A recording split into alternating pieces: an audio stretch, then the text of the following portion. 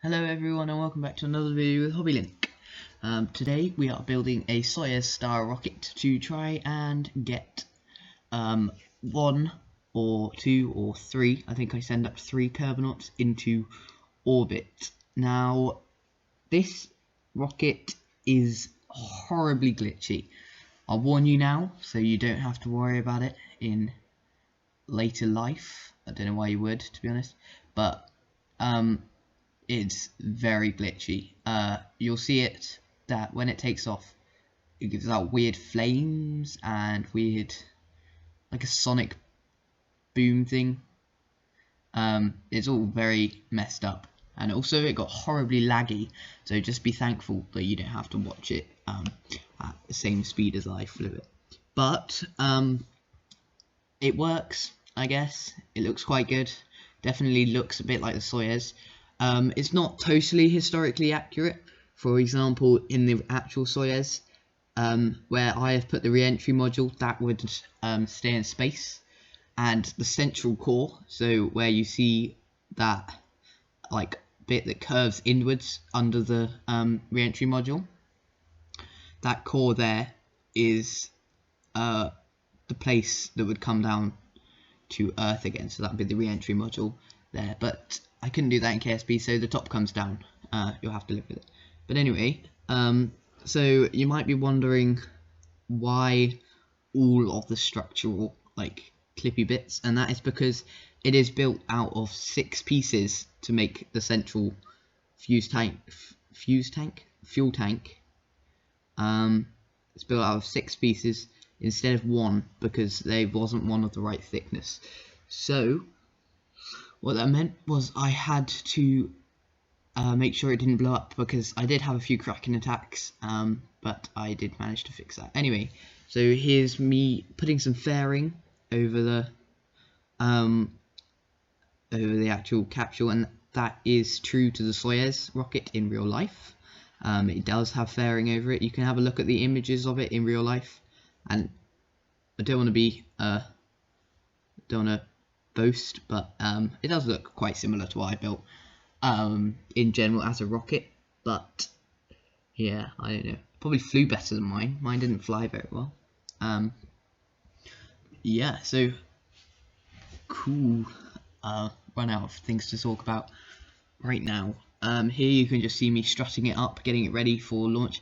I had a bit of a problem because I think it's the onion pomegranate, I think it might be the pomegranate actually, that I'm using, re-entry module, and they do not have control, so they do not have reaction wheels, they don't have any sort of control at all, they are solely a re-entry module.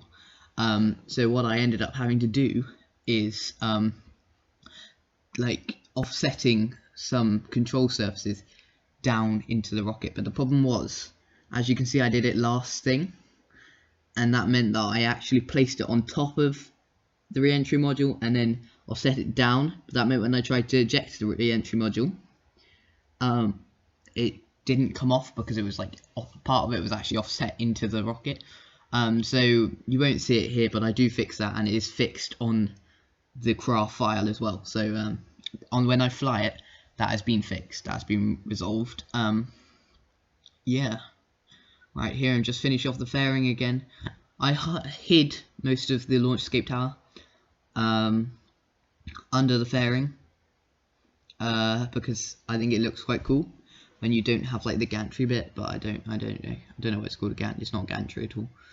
Then you'll see there's a skipper engine followed by a decoupler. I wanted to use the decoupler with like the net, but it's too small. And then what am I doing now? Adding some more fuel tanks, and then I went for vectors, I think. Oh, in this, to start with, I think I went for swivels, and I was thinking swivels are good, but I've already built this rocket once, one time that you won't you can't see here, but I used swivel engines, and their thrust, they give out like 190 kilonewtons of thrust. But when I switched it to vectors, they give out like 900 kilonewtons of thrust each. So they had the power to lift it and actually get it like most of the way into orbit. So I ended up going for vectors instead, as well as their amazing gimbal range, and it looks alright. I know it looks a bit odd because I feel like, I don't know, there are some 4 engine boosters that come with the game where they're all built into one, but they don't have like very good gimbling, if any at all, and they've got like a really small diameter, so it's quite hard for them to be used in a reasonable sized Soyuz rocket. But there you go, I've pretty much finished the build of the Soyuz. You won't see me fixing it, but I did. I had to completely deconstruct the, so I had to take the actual rocket and turn it into a sub-assembly, and then deconstruct the command module thing, and rebuild it with the command bits integrated into it but not attached to the actual re-entry module, and then put it back on the sub, and then add the sub-assembly of the rest of the rocket to finish the Soyuz. And it worked alright. The only one problem I have is basically the Soyuz in real life has like white things. I don't actually know what they are. They look like solar panels. So I use the thermal regulatory systems or whatever to extend and look like the things on the Soyuz. But the one problem I found with that was I can't place them on the 6 radial booster things, fuel tanks that I built the central core of the command place thing out. That made no sense. I'm so sorry. Basically, I built the central fuel tank of the actual module out of 6 pieces and offset them into each other, which you would have seen. And that was to give the rounded effect, but that meant that if I tried to attach the radiators directly onto the side of the of that module, I found a problem that I had no way of I don't know. I had no way of basically it would do something where it would put them in radial 6. Those radial 6 them. That made no sense. Basically, you'd have 6 radiators going around the side. You couldn't just have 2 because of the fact the fuel tanks were radial 6. So I had to attach them to the re-entry module and then offset them down. But that does mean that when the re-entry module breaks off at the end, then the radiators just seem to float in midair and follow the pod down. Now, it's not that a big problem, but it does kind of ruin the aesthetic, and I'm sorry. And there we go. I was just testing out the launch escape tower. It didn't work. That's because I hadn't edited it yet. You will see a complete launch of the launch escape tower. Now, this is me just trying to see what's wrong. You will see in about like maybe a minute, you'll see the actual run of the launch escape tower that worked. Now, this is me just trying to launch the creation, and then I noticed that it was super unstable, as you'll see in a second. There you go. Deploy the vectors, and look at the top. It's like a wiggly thing, a live creature thing. So I ended up just sticking struts over it, and now you can see the finished creation in all its glory, and the launch escape tower works, as you can see. And so that was after I'd edited it all. It didn't look like that. Didn't look like there was a cut there, but that was because I cut it in the middle of the loading screen. But there was a cut there, and that was, you skipped about 20 minutes of video. But there we go. Anyway, so now we are starting our ascent. It's a pretty normal gravity turn.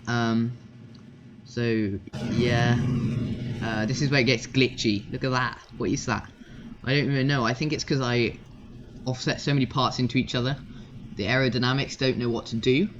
And when I go into the view of the Kerbals, which I think I do in this one, but I might have done it in the failed one, the problem was that the fairing kind of was glitching because the flames were on the inside of the fairing as well as the outside, so I don't know what was happening. And there you go, the flames are creating like a ball of fire around our rocket. It got horribly laggy whenever you went anywhere near the fire, so that's why most of the camera footage is quite far away from the actual rocket, is because even that was laggy because there was so many flames. Here we go.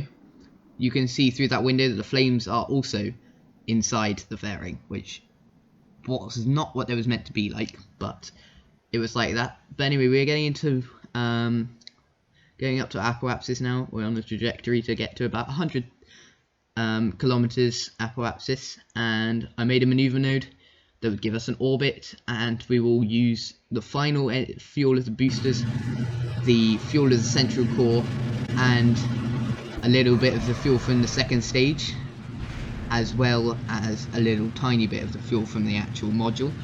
The reason for this is I didn't want to leave anything in the atmosphere after, I think, apart from, no, I don't think I left anything in the atmosphere actually. So you'll see this engine, I deployed it, like staged it when the periapsis was about 10 kilometers, and that is enough that it will re-enter the atmosphere and burn up. So there we go. Even the fairing was deployed before we had a proper apoapsis, so nothing will stay in space at all. So that's pretty good, I think. And there we go, we've deployed the second stage. I didn't actually see how much fuel of it we used. I was checking sound. I had a problem with the engine noises. They just seem to stop working, and I don't know if anyone can tell me how to fix that. I don't know what happened, but basically when I fired up the Terrier engine, it did nothing. But here we go, here's the finished creation in space, and good old Jeb is going to go for a little inspection of the Soyuz module, check it's all good. It looks quite good, a little bit showy-offy, but I think it looks alright. And there we go, you can see Jeb floating around, enjoying the thing. I didn't get any of the other Kerbals out because I, to be honest, couldn't be bothered, but you can do. It will carry 3 Kerbals into space and get them back down again safely. So that's good, right? And now we're burning retrograde. Now you might see me burn retrograde and then prograde, and that's because when I was burning retrograde, my trajectory was going to take me onto the dark side of the planet for a landing, and I was thinking, because it's a YouTube video and it's even hard for me to see, then that's not going to be good. So I burnt prograde to bring up our periapsis a bit, enough to make a slight orbit. Here we go, we're going prograde again, and you can see my orbit's coming out, and then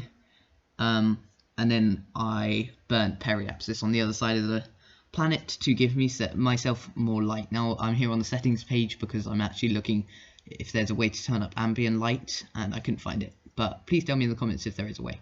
I don't know, but yes, so our Soyuz is going to go for one more orbit of the Earth. Now this thing has plenty of delta V. I think it has something like, just the Soyuz module itself has about 2,000 meters per second, maybe 2,700 or something, which is actually more than the rest of the rocket.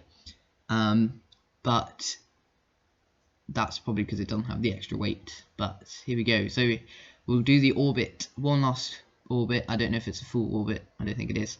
And then we'll burn periapsis to bring our, not burn, oh dear, I've messed this up so badly. Burn retrograde to bring our periapsis low enough that we will re-enter, and then we'll deploy the engine stage bit. There we go. There was a bit of an explosion. That was because the radiators were a bit glitchy, and as you can see, there we go, we're left with the module and 2 radiators flying in midair, but we can just pretend they're debris, it's fine.